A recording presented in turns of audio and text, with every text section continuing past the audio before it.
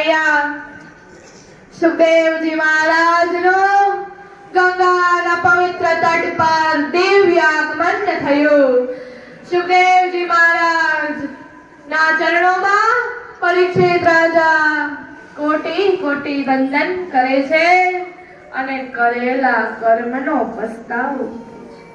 સુખદેવજી મહારાજ બ્રહ્મનિષ્ઠ મહાપુરુષ, જેમણે માતાના ઉદરમાં બ્રહ્મ જ્ઞાન દ્રઢ કર્યું, એવા વ્યાસ પુત્ર સુખદેવજી મહારાજ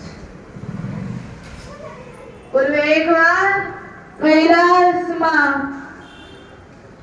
માતા પાર્વતીજી અને નારદજી વચ્ચે સંવાદ શરૂ હતી, વાતચીત શરૂ હતી. ત્યારે